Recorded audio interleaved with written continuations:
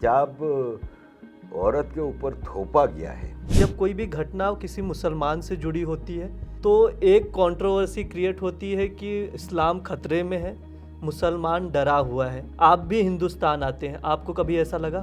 मुझे एक मुसलमान ऐसा नहीं मिला जिसने कहा हो कि मुझे भारत में तकलीफ है। पाकिस्तानी बच्चे जाते हैं मदरसे में, फिर स्कूल में, वहाँ पे हिंदुओं के खिलाफ, भारत के खिलाफ एक नफरत सिखाई जाती है।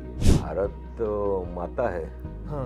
और इस्लाम में भी कहा गया है कि मुल्क वतन जो है वो माँ होती है। तो फिर अगर जो ये कहता है कि वतन माँ नहीं है तो वो तो खुद हिपोक्रेट है। हमारे पुरखों में मुसलमान इबादत करते थे।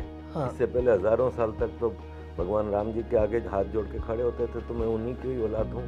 अगर मैं वो रिवाइव कर रहा हूँ तो क्या बुरा है? जो मेरी समझ में आता है मैं वो कर रहा हूँ। आप कौन होते हैं मुझे रोकने? हमारे साथ एक ऐसे शख्स हैं जिनका जन्म तो पाकिस्तान में हुआ है, लेकिन वो अपने आप को भारतीय कहलाने में फ़ख्र महसूस करते हैं। हमारे साथ हैं आरिफ साहब, जो कि पाकिस्तानी हैं और ह्यूमन राइट्स एक्टिविस्ट भी हैं। इंग्लैंड में रहते हैं, लंदन में। इस वक्त भारत के दौरे पर हैं, यात्रा पे हैं, तो हमसे बातचीत करने के लिए यहाँ आए हैं। सर, इंडिया.com में आपका बहुत बहुत स्वागत है। Thank you very much for inviting. 22 जनवरी की तारीख जो कि सुनहरे अक्षरों में दर्ज की जाएगी हिंदुस्तान के लिए, पूरे विश्व के लिए, क्योंकि इस दिन भगवान श्री राम की प्राण प्रतिष्ठा होनी है। एज अ पाकिस्तानी आप क्या सोचते हैं इसको लेकर? मैं समझता हूँ कि जो एक हिस्टोरिकल अत्याचार हुआ है भारत पे, उसका करेक्शन हो रहा है, राइटफुल करेक्शन हो रहा है, और बहुत पहले हो जाना चाहिए था। लेकिन हिंदू एक सब्र वाली कौम है और हमेशा सब्र से, पेशेंस से काम लिया है। लेकिन आफ्टर ऑल ये करेक्शन हो रही है। हमारे लिए भी सौभाग्य की बात है कि हम उसी धरती पे उस वक्त मौजूद होंगे 22 जनवरी को। वैसे तो जन्म जन्म से ये जगह अयोध्या श्री राम जी की धरती है और रहेगी, लेकिन मंदिर बनने से यह है कि एक सिग्निफिकेंस मिलती है। और पाकिस्तान में अब इस वक्त है ना, इलेक्शन हो रहे हैं ना, तो इस वजह से इसकी चर्चा नहीं हो रही। अच्छा। लेकिन आप उनसे ये तो एक्सपेक्ट कर नहीं सकते कि वो इसको वेलकम करेंगे। अच्छा। बिल्कुल वेलकम नहीं करते। लेकिन पाकिस्तान की हिंदू कम्युनिटी बहुत खुश है इस पे। ओके। तो ये जो सियासत, मतलब वहाँ पर इस चीज़ को लेकर चर्चा हो रही है, क्यों नहीं? क्योंकि 2019 में सुप्रीम कोर्ट के फैसले के बाद काफ़ी विरोध हुआ था पाकिस्तान में। तो अब कैसा माहौल है? ज़रा भी इस चीज़ को लेकर चर्चा नहीं है? देखिए, ये तीन स्टेप में चीज़ें हुई ना। 93 में जब बाबरी मस्जिद टूटी थी तो पाकिस्तान में सैकड़ों मंदिरों को तोड़ दिया गया था। लाहौर में जैन कम्युनिटी का सबसे बड़ा मंदिर था, उसको आग लगा दी गई थी। उस वक्त बहुत बड़ा विरोध हो गया था। अब 2019 में एक तो आर्कियोलॉजिकल डिपार्टमेंट की सर्वे रिपोर्ट आ गई, उसके बाद ये झूठे साबित हो गए। इसके बाद कोर्ट का फैसला आ गया। हाँ, बिल्कुल। हिंदुओं ने तो पूरा सब्र से एक एक चीज़ लीगल कर तरीके से वो किया। और इस वक्त इसलिए बात नहीं हो रही पाकिस्तान में कि एक तरफ पाकिस्तान अफगानिस्तान से बहुत परेशान है, दूसरी तरफ ईरान से मामला चल पड़ा है, तीसरी तरफ इलेक्शन हो रहे हैं। तो इनके पास फुर्सत नहीं है। और अब बोलेंगे क्या? लीगली, आर्कियोलॉजिकल डिपार्टमेंट से, मोरली, हर लिहाज से तो फतह इंडिया की हुई है, हिंदुओं की हुई है।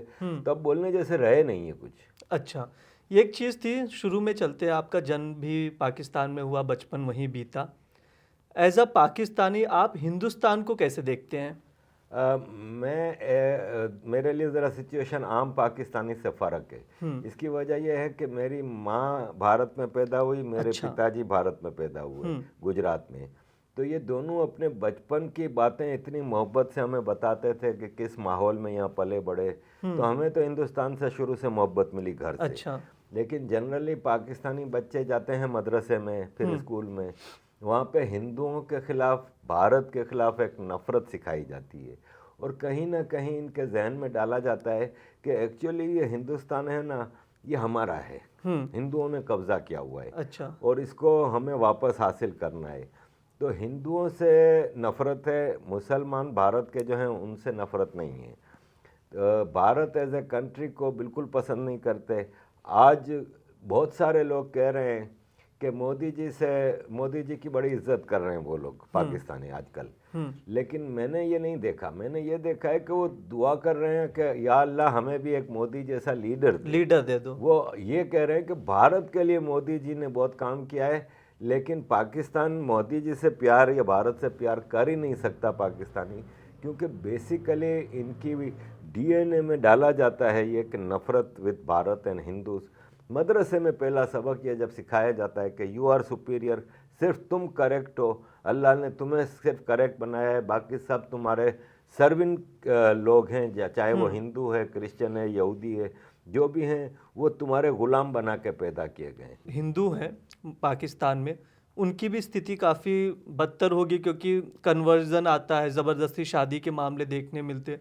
अभी भी वैसी ही स्थिति है, वैसे ही अत्याचार हो रहे हैं या क्या है? नहीं, अभी वैसी नहीं है, अभी उससे ज़्यादा ख़राब है। अच्छा, ठीक है, अभी तो बिल्कुल सफाया हो रहा है, और जिस तेज़ी से हिंदू बेचारे वहाँ से भाग रहे हैं।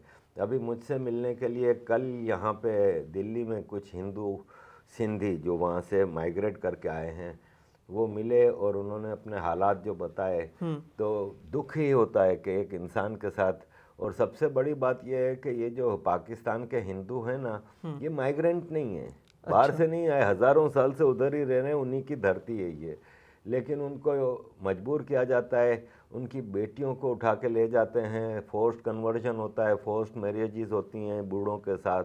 तो वहाँ पर जो महिलाएं हैं, मुस्लिम महिलाएं, उनकी भी स्थिति खराब है, क्योंकि हमेशा से कहा जा रहा है कि जो पुरुष समाज है मुसलमानों का, वो महिलाओं पर भी अपना दबदबा बरकरार रखा है। देखें, ये तो बेसिक सोच इस्लाम से आती है। अच्छा। और उसमें महिलाओं को तो एज ए ग़ुलाम करार दिया है। देखें, कुरान में अल्लाह ने कहा है कि औरतें तुम्हारी खेती हैं, उसमें जहाँ से आना है आओ, ये मर्दों को कहा है। तो जब आदमियों को आपने औरतों को खेती बना दिया, बुर्का पहनना है, सबसे बड़ा जुल्म औरत के ऊपर जो होता है ना, वो है महरम। एक मुसलमान औरत के 4 रिश्ते हैं जो महरम हैं, बाप, भाई, शोहर, बेटा। इन 4 की मर्जी के बगैर वो मर भी रही हो तो घर से बाहर कदम नहीं रख सकती। हिजाब की बात हो रही थी, तो कर्नाटक में भी हमारे देश में काफ़ी बवाल मचा। आप हिजाब को लेकर क्या सोचते हैं? मैं हिजाब को लेके सिंपल सा आपको अपना पर्सनल एक्सपीरियंस बताता हूँ। लास्ट वीक का मैं गुजरात में पतंग मेला था, ठीक है, तो मैं एक दोस्त के साथ ऑटो में बैठा था, हम पतंग मार्केट जा रहे थे, तो सिग्नल पे गाड़ी रुकी ना, तो बराबर में एक 2 व्हीलर आकर रुकी। उस पर एक मौलवी साहब गाड़ी चला रहे थे, आगे बच्चा खड़ा था, पीछे पूरे बुरके में, उंगलियां तक काले कपड़े में, और 2 बच्चे गोद में उठाए हुए स्कूटर पे बैठी है। मैं सोच रहा था कि ये किस तरह मैनेज कर रही होगी, ये जुल्म नहीं तो और क्या है। मतलब हिजाब औरत के ऊपर थोपा गया है। अपनी मर्जी से भारत में एक औरत है घूंघट लेती है, उसकी मर्जी है, ठीक है, बिल्कुल। ज़बरदस्ती करना गलत है। हिजाब is a very inhuman thing for a woman, और उसकी फ्रीडम को आप रोक रहे हैं, ठीक है ना। उसको आप बिल्कुल एक चलते फिरते टेंट में बंद करके, और हमारे मुसलमान दोस्त हमें मिसाल देते हैं कि एक लॉलीपॉप है, उस पर अगर पन्नी नहीं चढ़ी हुई तो उस पर मक्खियाँ आके बैठेंगी। ये वो किस किस्म की मतलब कंपैरिजन है यार। हाँ। आप एक औरत को लॉलीपॉप से कंपेयर कर रहे हैं। जो अजान होता है, लाउड स्पीकर वाली अजान, इसको लेकर भी कई लोगों ने आपत्ति जताई, आप इस पर क्या कहेंगे? लेकिन कुरान कहाँ से आया? सऊदी अरब। हाँ, अरबिक ज़बान सऊदी अरब की, इस्लाम सऊदी अरब, प्रॉफिट मोहम्मद सऊदी अरब। तो आज सऊदी अरब ने तो लाउड स्पीकर बैन कर दिया, तो फिर हमें फॉलो करना चाहिए एज ए मुस्लिम, क्योंकि हम तो कन्वर्टेड हैं, वो कन्वर्टेड नहीं, उनका तो अपना धर्म है, वो ज़्यादा चीज़ समझते हैं। प्रेस मोहम्मद बिन सलमान ने कहा कि हर मुसलमान को पता है कि 5 टाइम नमाज पढ़नी है, उसको पता है कि ये टाइम है नमाज का, तो लाउड स्पीकर पे सबको तंग करने की क्या ज़रूरत है। उसने बैन कर दिया है लाउड स्पीकर सऊदी अरब में। तो यहाँ भी ये चीज़ गलत है, ठीक है ना। लाउड स्पीकर पे आप अजानें चलाते हैं। फिर मसला ये है कि मुसलमानों में इतनी कास्ट है, कहते हैं हिंदुओं में कास्ट है, मुसलमान से ज़्यादा नहीं है। कास्ट को आप सेक्ट कह लें, शिया, सुन्नी, देवबंदी, सबकी 5-5 मिनट के फ़र्क से अजानें हैं। हाँ। अब ये तो इनह्यूमन है ना कि दिन में 5 बार आप 1-1 घंटा अजानें चलाते रहेंगे, ये गलत है, और दुनिया में कहीं नहीं होता। एक पैटर्न चल चुका है हिंदुस्तान में पिछले 5-6 साल से, तो काफ़ी ये ज़्यादा उठा है। कोई भी मामला, जब कोई भी घटना किसी मुसलमान से जुड़ी होती है, तो एक कंट्रोवर्सी क्रिएट होती है कि इस्लाम खतरे में है, मुसलमान डरा हुआ है। आप भी हिंदुस्तान आते हैं, आपको कभी ऐसा लगा? देखिए, मैं तो दूसरी बार आया हूँ। पिछली बार 1 महीना रह के गया, इस बार महीने से ज़्यादा ऑलरेडी हो गया है। मुझे एक मुसलमान ऐसा नहीं मिला जिसने कहा हो कि मुझे भारत में तकलीफ़ है। तो मैं मुंबई में था 2 हफ्ते पहले, 3 हफ्ते पहले, तो मुझे वो ऊबर से मैंने गाड़ी मंगवाई, कहीं जाना था। तो गाड़ी आई तो उसका नाम था रिजवान, इसकी भी लंबी दाढ़ी थी। तो मैं गाड़ी में बैठा, तो मेरी वाइफ का लंदन से फ़ोन आया, मैंने बात की। अब वो ड्राइवर मुझे कहता है कि साहब आप लंदन से आए हो? तो मैंने कहा हाँ। तो कहता है मैं भी चाहता हूँ कि मैं ये देश छोड़ के बीवी बच्चे लेके चला जाऊँ कहीं। मैं कहा तुम्हें यहाँ पे कोई तकलीफ़ है? कहता हमारा मौलवी, हमारे लीडर हमें कहते हैं आंदोलन करो, ये करो, जीने नहीं देते। हमें यहाँ कोई मसला नहीं तो हम आंदोलन क्यों करें? आप पाकिस्तान भी जाते होंगे, आपने तो कलावा पहन रखा है, तो किसी ने कभी पाकिस्तान जा नहीं सकता मैं, मुझे तो वो वेट कर रहे हैं कि कब आए, उल्टा लटका के मारे। तो मैं कहीं 2010 कोई में भी मुसलमान तो आपको मिलते ही होंगे, तो कभी किसी ने फतवे इस देते चीज हैं। के लिए टोका, पूछा नहीं फतवे कभी देते हैं, तो ये मेरा कलावा बिलीफ आप है ना पहन भाई। के रखे हैं तो? ये मेरा बिलीफ है। हाँ। और मैं समझता हूँ नहीं, कि कभी किसी ने तो पूछा ही होगा। पूछते हैं तो मैं कहता हूँ कि जी मेरे 2-3 सालों से हमारे पुरखों में मुसलमान इबादत करते थे। इससे पहले हज़ारों साल तक तो भगवान राम जी के आगे हाथ जोड़ के खड़े होते थे। तो मैं उन्हीं की औलाद हूँ। अगर मैं वो रिवाइव कर रहा हूँ तो क्या बुरा है? जो मेरी समझ में आता है मैं वो कर रहा हूँ। आप कौन होते हैं मुझे रोकने वाले? ये मेरा जवाब होता है। बिल्कुल। पीओके को वापस पाना भारत के लिए बाएं हाथ का खेल है। अमित शाह ने भी अभी 24 सीटें रिजर्व कर दी। उन्होंने भी कहा पीओके हमारा है। क्या सच में भारत आसानी से उस चीज़ को वापस पा सकता है?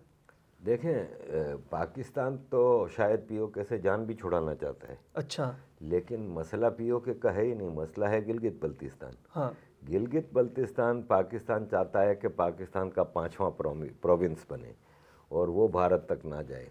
आपको याद रखना होगा कि भारत का वो इलाका गिलगित बल्तिस्तान जो पाकिस्तान के कब्जे में है, वो भारत का बॉर्डर टू अफगानिस्तान है, बिल्कुल, बॉर्डर टू ताजिकिस्तान और सेंट्रल एशिया है, सेंट्रल पूरा, और वो भारत के लिए ज़रूरी है।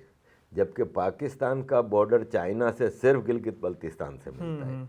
तो पाकिस्तान तो चाहता है कि अगर ये मामला, कश्मीर का मामला पाकिस्तान अरसे से सेटल करना चाह रहा है कि पीओके ले लो, गिलगित बल्तिस्तान छोड़ दो। भारत बिल्कुल तैयार नहीं होगा।